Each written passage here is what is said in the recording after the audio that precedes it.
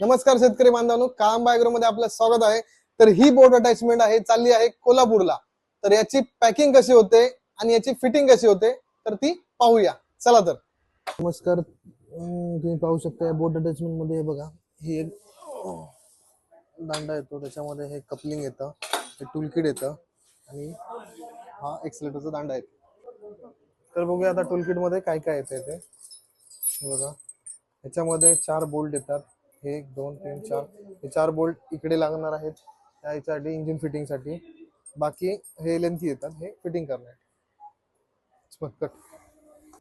स्टार्टिंगला याची पिशवी काढून घ्यायची आहे आपल्याला, अशा प्रकारे न फाटता पिशवी काढा, जेणेकरून कसं आपल्याला पिशवी ती यूज करता येईल।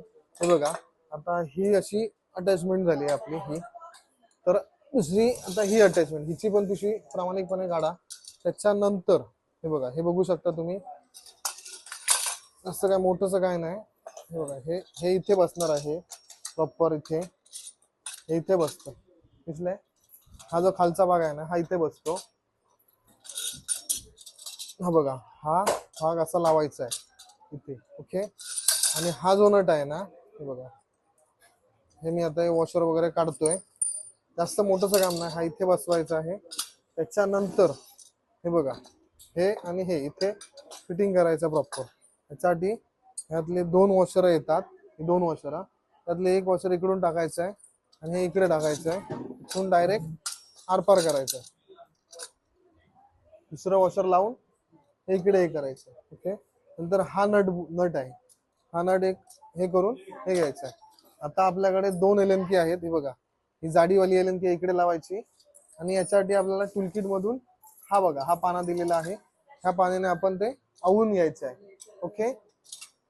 हे आता मी कमी आवळतोय कारण मला हे पॅक करायचे, तुम्हाला तुमच्या घरी पोहोचणार आहे म्हणून हे मी जास्त आवळत नाही, ठेवून देतो एवढा। हे बघा, हा आपली अटॅचमेंट झाली आहे रेडी, ओके।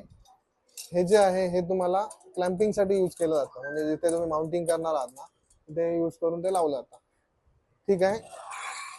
आता ही पिशवी घेऊया, या पिशवीतली पण पिशवी चांगल्या प्रकारे तुम्ही हे करा, काढून घ्या, ओके। आता हे इथे बसवायचं आहे, हे आता हे काढायचं आहे इकडून, प्रॉपर असं लावून घ्यायचं, हो फिटिंग, चल ठीक आहे। हे घे रे, इंजिन घे रे, आईच्या गावशी मग पकडू। हे बघा, हे 100 सीसीचं इंजिन आहे।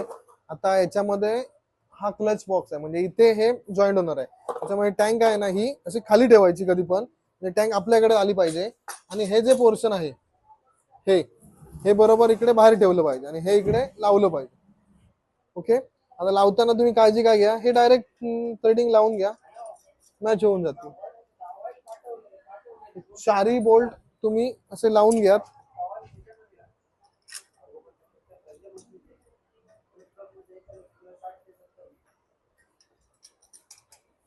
जवळ घ्यायचं थ्रेडिंग लावताना।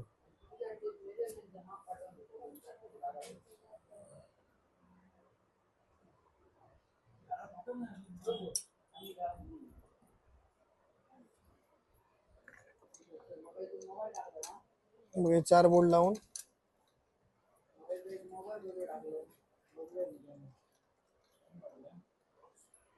या पाण्याने तुम्ही